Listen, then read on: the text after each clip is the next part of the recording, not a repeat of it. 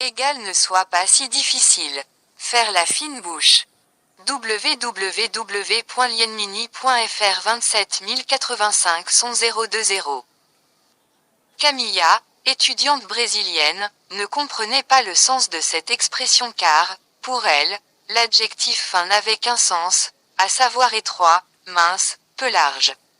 Cependant, fin est également utilisé pour décrire une chose excellente, de grande qualité.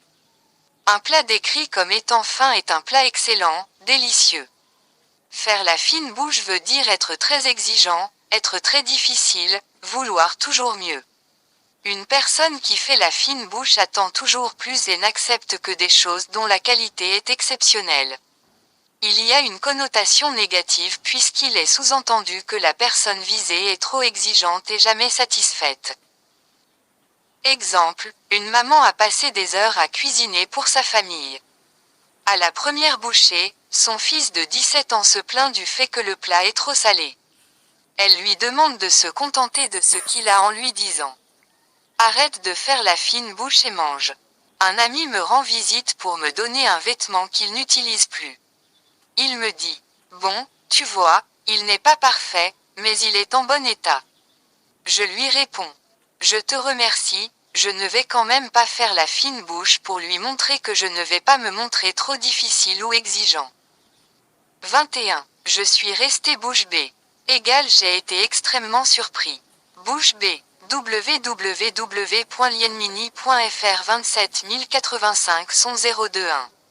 B est l'abréviation de béant, c'est-à-dire ouvert en grand. Si la porte de ma maison est grande ouverte, je peux dire qu'elle est béante. On dit qu'une personne est bouche bée quand elle est très surprise parce qu'un grand étonnement conduit souvent à rester immobile avec la bouche ouverte en grand. Cette locution peut être utilisée dans toutes les situations où nous souhaitons exprimer un sentiment d'étonnement intense. Exemple. La première fois que je suis allé à Casablanca au Maroc pour rencontrer des membres de Français authentiques, je suis resté bouche bée devant la mosquée Hassan II. J'ai été surpris et émerveillé par sa grandeur. 22. Ce restaurant se développe, grâce aux bouches à oreille. Égal ce restaurant est de plus en plus connu car les gens en parlent. De façon positive. Bouche à oreille.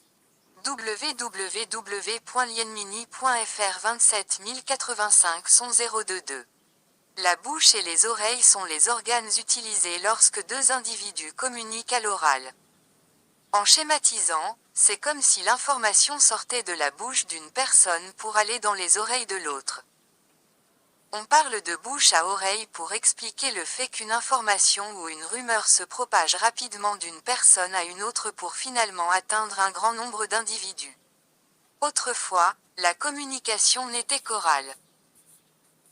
Bien que ce ne soit plus le cas et que la technologie joue aujourd'hui un rôle prépondérant dans notre façon de communiquer, on parle encore de bouche à oreille. Que l'information soit réellement transmise par la bouche et reçue par les oreilles ou qu'elle soit émise par le biais d'un clavier et réceptionnée par les yeux, on parle toujours de bouche à oreille. Exemple, un nouveau restaurant a ouvert dans mon village. Au début, personne ne pouvait juger de sa qualité. Au fur et à mesure, les gens qui y ont mangé ont partagé leur expérience. Ils ont décrit les plats qu'ils avaient goûtés et la belle expérience qu'ils ont vécue. Suite à ces témoignages positifs, de plus en plus de personnes sont venues. Le restaurant rencontre aujourd'hui un grand succès grâce aux bouches à oreille, c'est-à-dire aux témoignages positifs des clients. 23. Je suis à la bourre. Égal je suis en retard. Être à la bourre. www.lienmini.fr 27085 023. Être à la bourre est une façon familière de dire être en retard. Elle vient du verbe, familier lui aussi, bourrer qui signifie aller vite. Lorsque nous sommes en retard, nous devons aller vite ou, exprimé de façon familière, nous devons bourrer. Par extension, on dit que quelqu'un qui bourre est à la bourre. Cette expression peut être utilisée par anticipation je vais être à la bourre ou pour décrire un fait déjà réel je suis à la bourre. Exemple, j'ai rendez-vous dans 15 minutes avec mon chef. Mon train est en retard, je n'arriverai au bureau que dans 25 minutes. Oh non, je suis à la bourre. Je me suis engagé à rendre le manuscrit de 301 expressions pour parler. Comme les Français le 1er avril. Pas question d'être à la bourre. 24. J'étais bourré hier soir. Égal j'étais ivre hier soir. Être bourré. www.lienmini.fr 27085 024. Attention, cette expression est très familière. Ne faites pas comme David, un membre anglais arrivé en retard à un séminaire français authentique qui m'a dit: Désolé du retard. Je n'ai pas réussi à me lever car j'étais bourré hier soir. Je ne l'ai personnellement pas mal pris, mais le contexte n'était pas adapté à l'utilisation de cette expression. Être bourré est une façon populaire de dire être ivre ou être saoul, c'est-à-dire de décrire les effets dus à une consommation excessive d'alcool. Il est également possible de dire sobrement j'ai trop bu. Elle est plutôt utilisée au passé puisqu'une personne bourrée ne se rend souvent pas vraiment compte de son état. On entend néanmoins parfois des jeunes s'écrier je suis bourré. Quand les premiers effets de l'alcool se font ressentir. Les expressions être pompette ou encore être blindé sont des synonymes moins répandus être bourré. Exemple. Je raconte à un ami avoir lu dans le journal qu'un chauffeur avait été arrêté par la police et soumis à un contrôle d'alcoolémie. Il avait 2 grammes d'alcool dans le sang. Tu imagines, il était complètement bourré et avait quand même pris le volant. 25. Je vois enfin le bout du tunnel. Égal je sors d'une situation difficile. Voir le bout du tunnel.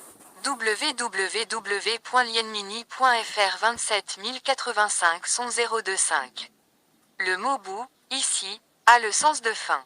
Ma maison est au bout de la rue signifie que celle-ci se trouve à la fin de la rue. Il n'y a pas d'autre maison dans cette rue après la mienne.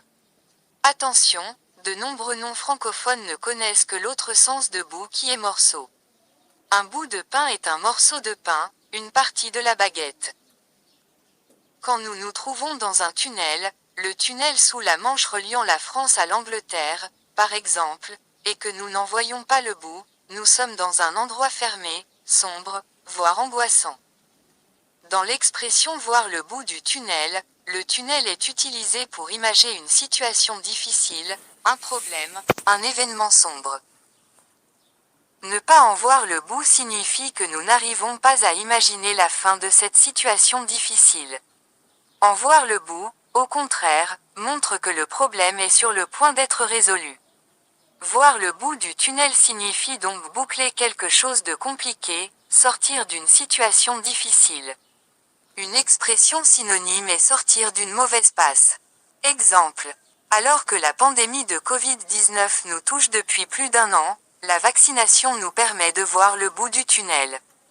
Il nous est enfin possible d'imaginer la fin de cette situation difficile.